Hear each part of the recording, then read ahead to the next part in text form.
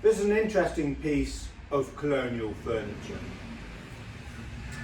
It's mid-19th century, around about 1840 in date.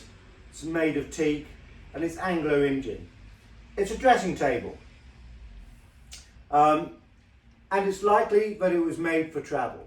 Well, why do we say that? It didn't dismantle. The legs are not removable.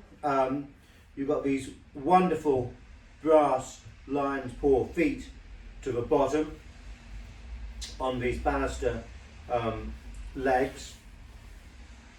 It's got handles which protrude. They've been replaced with period handles, but they're correct to the design. They don't come off, just to make it a little bit square or box shape. It does have wonderful carrying handles to the side. Here, nice big heavy brass handles. But just having carrying handles to the side is not in itself indicative that it was made for travel. You see lots of domestic furniture with carrying handles to the side like this.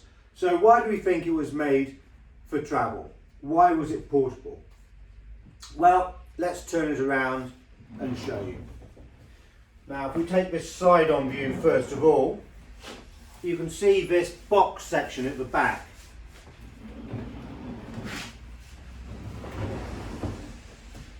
And packed in this box section, you can see these two brass knob handles here for lifting.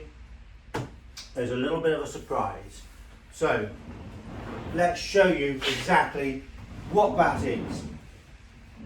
Now, there's only going to be one reason why you have the contents of this box section made to be protected at the back like that. And I would say that is to make this more portable. So, let's show you. We lift it up and it's a decent weight. We've got two wooden pegs here and we've got holes here. Now we've just got to try and line it up. There's one. We have got a mirror which can be tipped for use. Now, if this was not made for travel, if it was not made to be portable, why would you bother having a mirror that can be protected and the size of a piece of furniture reduced? I think it's likely that it was owned by a family or an officer in India. It wasn't going to travel an awful lot, perhaps maybe just twice a year. In the hot season, possibly they took it up to the mountains to Simla, say, to escape the heat, and then when the hot season was over, they could return back and bring it with them. To me, that sounds a fairly plausible explanation. It's one of those pieces that is quite colonial in its outlook. It's a halfway house. It's made for travel, but they haven't gone the full hog. You know, they haven't done what the British would do and make sure you don't have any protruding handles, but everything is nice and box-like and regular. Now let's have a little bit of a closer look at this. It's a dressing table. So you've got a nice big area, you've got this adjustable mirror which can be tipped to get it to the right angle. Now that's a decent weight in its frame and a great size. I mean, it takes up almost the full width of a piece of furniture. You've also got a brushing slide here. So this pulls out. You can lay your uniform on that and you can brush it clean. You could argue that could also be used for a writing service, but I don't think so. I think it was intended as a brushing slide solely. You've got drawers, and to the very bottom you've got these cupboards to each side. So I'm just going to take the camera off the tripod now, come in and show you a little bit of the detail.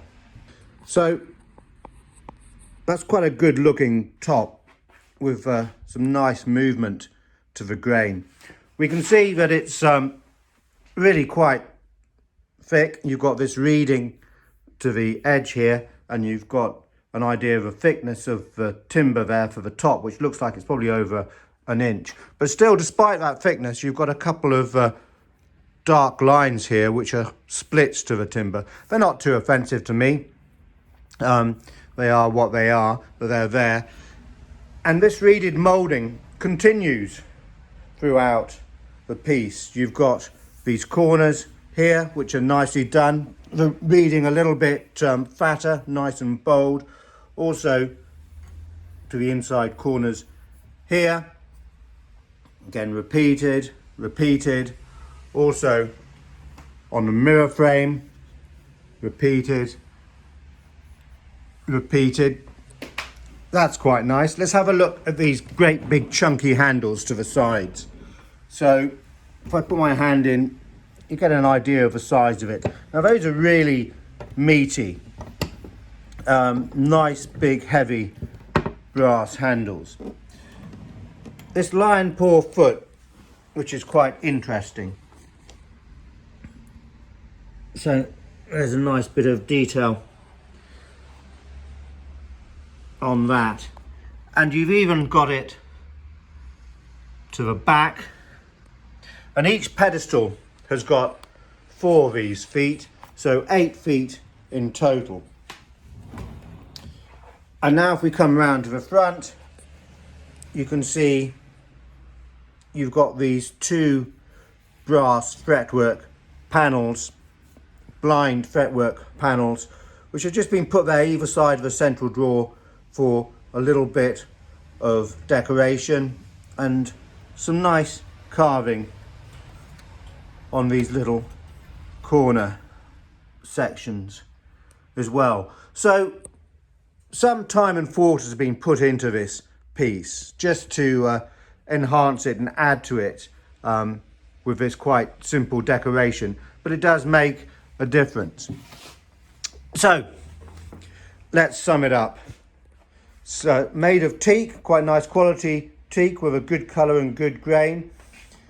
It's going to be Anglo Indian, around about 1840 in date, mid 19th century. And it's a dressing table with a mirror which drops back down into a packing box at the back, just to make it a little bit easier for travel.